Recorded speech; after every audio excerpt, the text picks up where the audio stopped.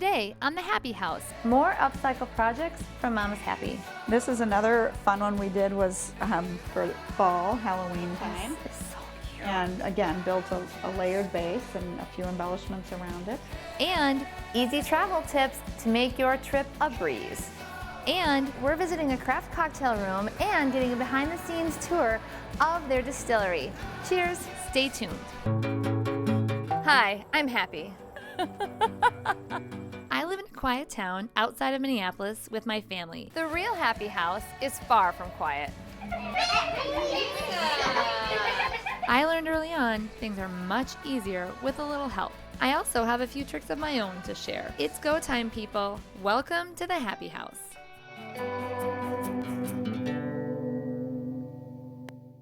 I love finding and sometimes making fun and unique accents for my home.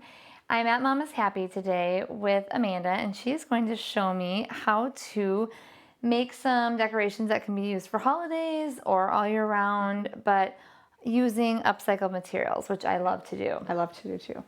So one of my favorite things to use, I love finding old spindles, porch posts. They are, many times you look at it and think, what in the world would I do with this? Well, let me show you what you can do.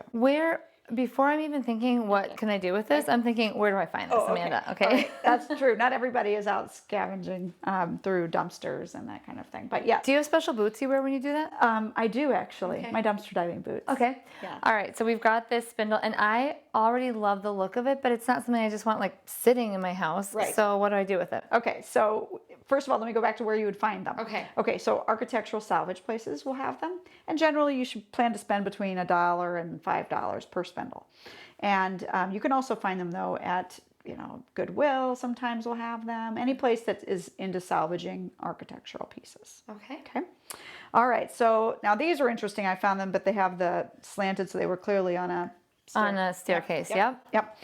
So I would just take these out to the chop saw and give it a little cut to get a blunt cut. So if I don't have a chop saw, which I don't, Okay. I might be able to sweet talk somebody at my local hardware store into cutting these flat just for giving you me. a straight cut. I can't imagine that they would not be willing to do that, I can't either. especially for you. Okay.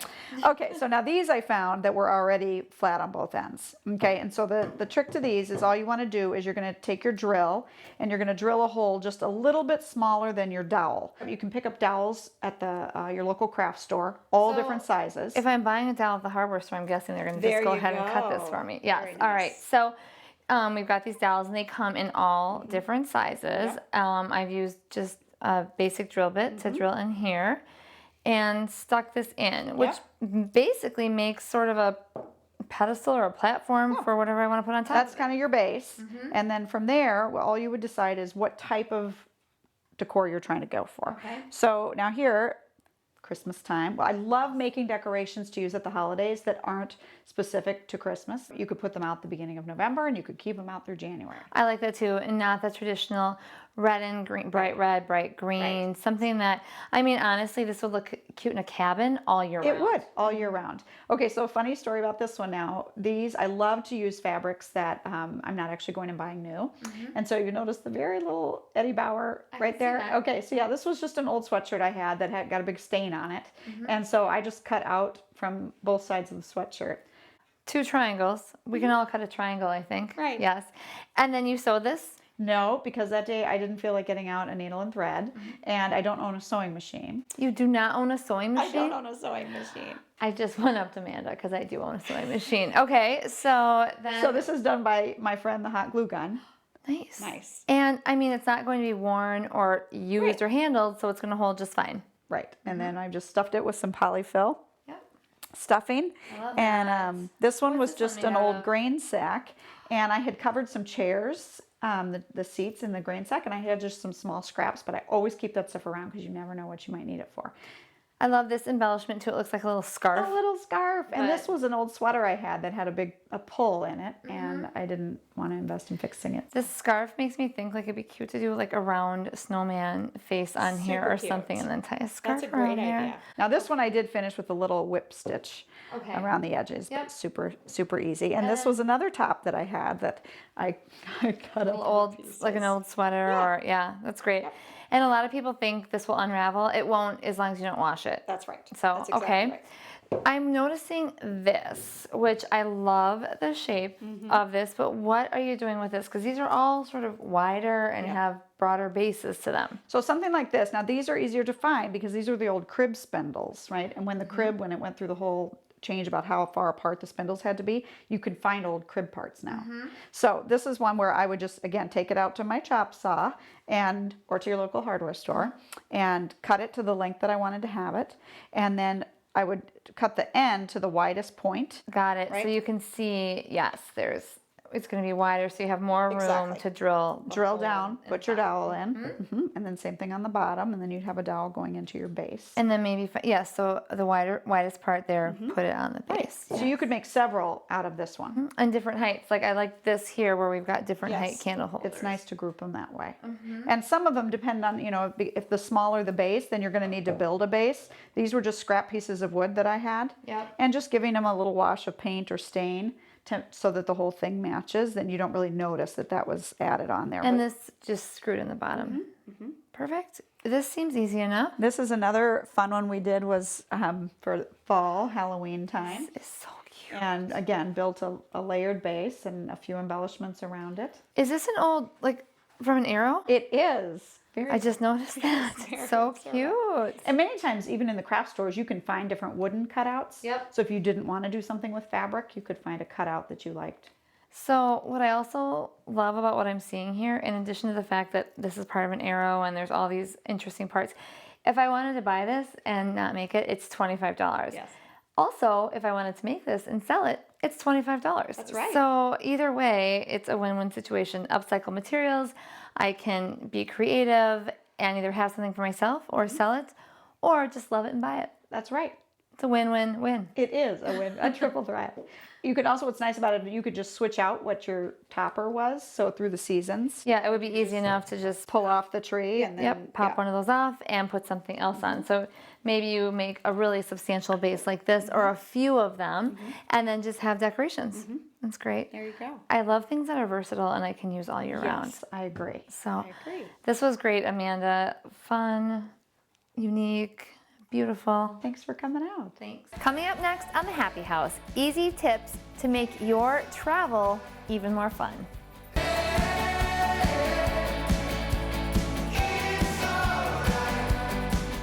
I love it when I can find ways to save time, and my friend Peggy and I like to compare tips or hacks, as we like to call them. And this week we are going to talk about travel because we both are lucky enough to be having a trip soon. Please. Okay. We're not going on a trip soon. We want to. So if we come up with these tips, then we'll be ready. correct. Okay. So why don't you show me your first idea, Peggy? Okay, I love this because we both have kids who have devices and everybody wants to plug in and you've got things in the bathroom and everybody's fighting over plug-ins. Bring a power strip That's with a you, great idea. right? Yes. I That's mean, a I really might great just bring idea. it with me all the time, like just carry it around. Oh, gosh. That's a really great idea. Also, I've seen in airports people have brought these out and then other people can plug Make in. friends. Now a lot of places are having those charging stations, but I think it's a really great idea to have this power strip because it's not just phones, it's phones, computers, iPads, all of that. So perfect. Yeah. Good tip. I love it. One thing I like to do, speaking of devices, is I have this just old glasses case that I don't use anymore. I have a bunch of those at home. And it's hard. And I keep my charger and my earbuds in it. So they're just right there. They don't get crushed and it fits nicely in my purse. So that's a great idea. And also for the kids, like if you're going on a road trip, it can be in the side compartments of your car. But Good. That's a easy good tip one. and a way to repurpose something. I love the hard case. Yes, me too. Going in the car, driving in the car, everybody has their garbage if you're on a road trip Gum or wrappers. whatever. all Yeah. that business. This is for pasta or cereal or something. Just get it at the store and you can stuff your little garbage, refuse in there, pop the top, you don't smell it, you don't have to deal with it, and it's all I was contained. gonna say, I love it because I've had car garbages that I put like on the back of my seat, but they don't have a lid. This keeps everything sealed up. So one thing that I like to do is use these pill containers. I don't need this many pills. I was like, are you okay? Are you feeling okay? I don't need this many pills. But I have some bigger ones here, and they're great for putting pieces of jewelry. So you can actually use the days of the week and plan your jewelry out ahead of time, or simply, I'm pretty boring, I wear the same jewelry almost every day, but you can then just put specific pieces of jewelry in here. You could even use little stickers to say pearl earrings or whatever it is you want in there, and so this is a great little storage space for that. I have another one here where you could actually, again, this is big, it's labeled with all the days of the week. However, you could, again, cross these out or use different labels and put Washi tape? Advil. You could use washi tape. That'd be a great use for washi tape. You could just put in here like Advil, Tylenol, kids Tylenol, if the kiddos are on vitamins or anything like that. But this is great for keeping a lot of small supplies that you might need while on vacation. And this particular case I love because the pieces pop out, so you could just pop one of these in your bag for the day and not have to have the whole thing with you, but just take what you need. Nice. All right. And here's one for your luggage. Dryer sheet. Okay. Oh, you've got one right here for me. Suitcase right here. And you throw this in there, and it takes care of smells and also static. And you just pop So you it just right put in. this like kind of in the middle of where my clothes are and just use it as a layer to keep Because you know things you've got your dirty fresh. clothes in there, obviously, and Yeah. we'll take care of that. I love it. I love it. One thing I like to do for my family when we travel, because a lot of times we will take road trips, is pack a bag, not for each person, but for each day or destination. So when we get there, I bring in one suitcase instead of everybody, or duffel bag, instead of everybody lugging all their stuff and it goes in and out. And what people can do, because everyone has their own things that they need, is pack their own toiletry bags. So everyone's got their specific items in one small bag, and then the whole day's worth of clothing is in a big bag. That's good. I like that. Peggy and I are hoping to take a trip soon, and we also hope you get to go on a nice vacation. Up next, learn about this fantastic cocktail I'm holding and exactly what goes into making it.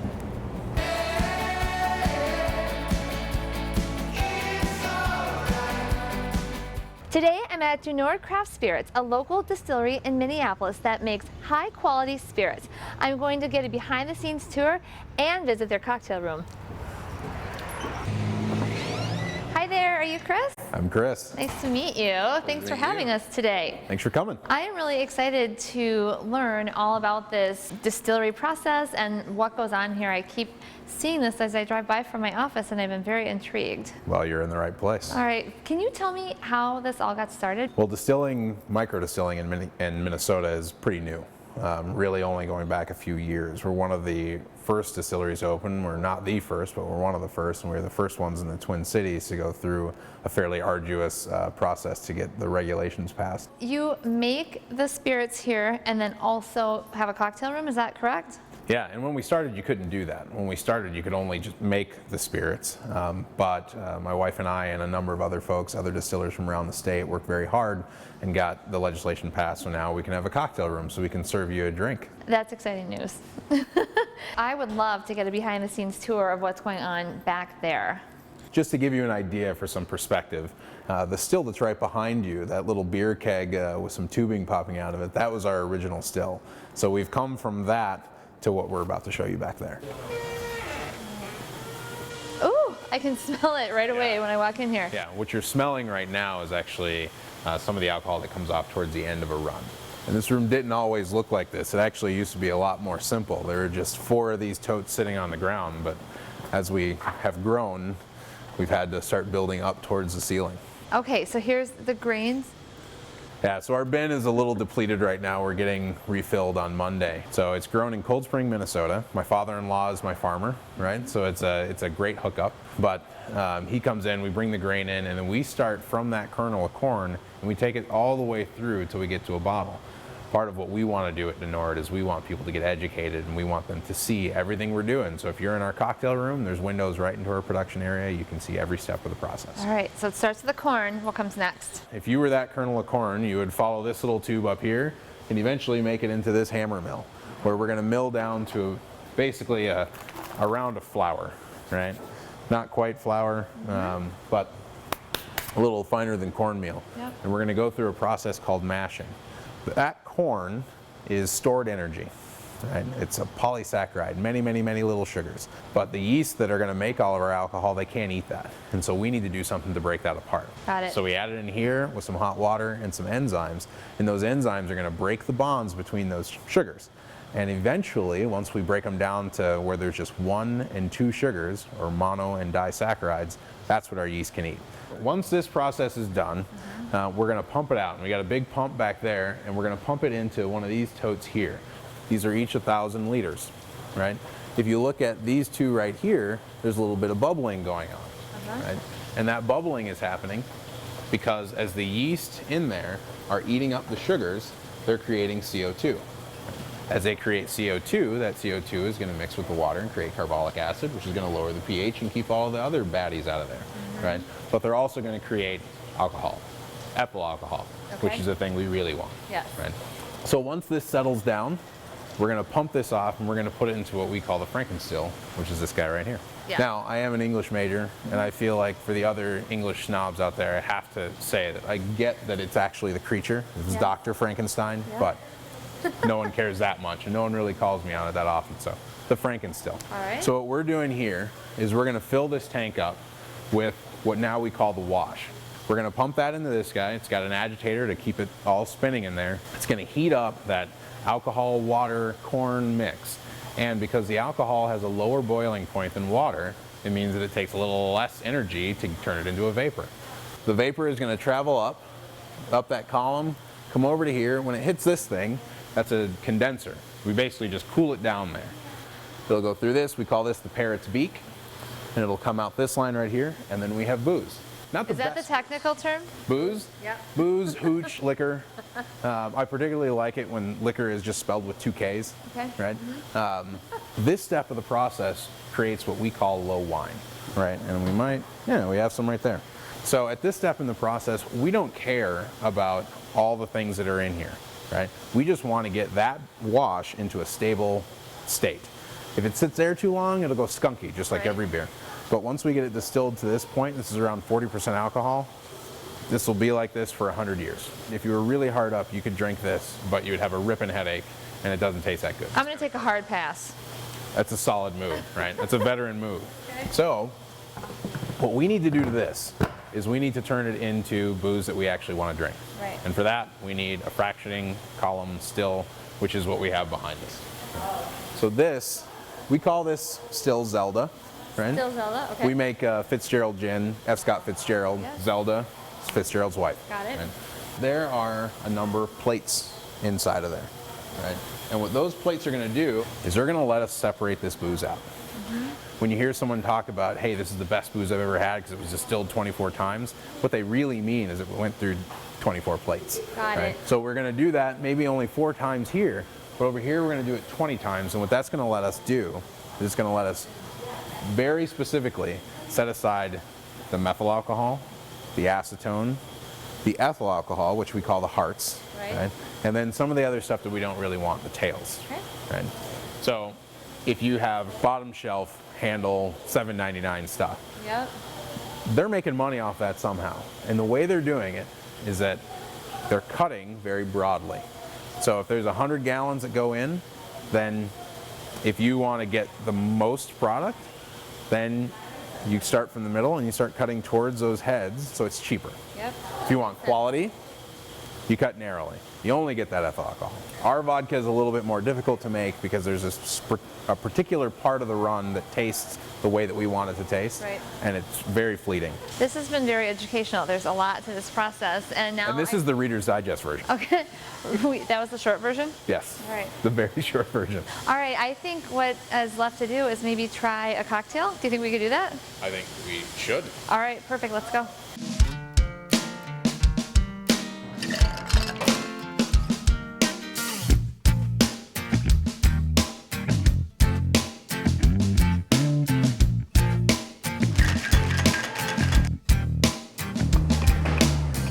Chris, you've got time making me a drink, but you brought me something else to just take a little sip of. So you make gin and vodka here, but is this something different? This is something different. This is our apple de Nord. Fantastic timing, right? So what you got there is straight apple de Nord, no mixer, no nothing. It's an apple liqueur. It's got some spices in it. It's a little higher alcohol than most apple liqueurs.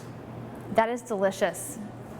I tend to agree, but I'm biased, so I'm glad you said. That is really delicious. And you were telling me earlier that there's a drink that you maybe make with this and cream, which would be, it would cut the alcohol a little bit. Yeah. What's nice about that is it's really easy. If you take a little bit of that, a little bit of lemon juice, boom, you basically have an appletini.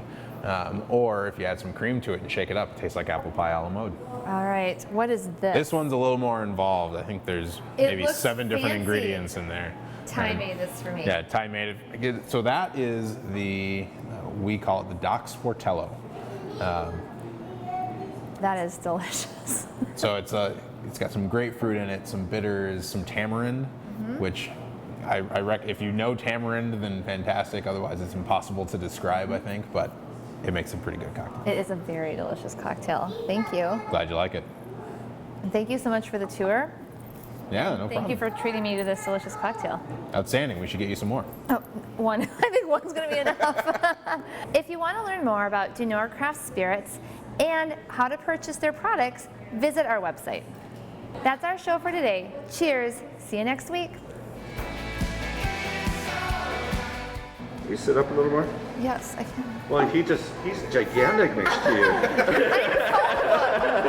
Okay, go ahead. Okay. This makes him smaller. Okay. All right.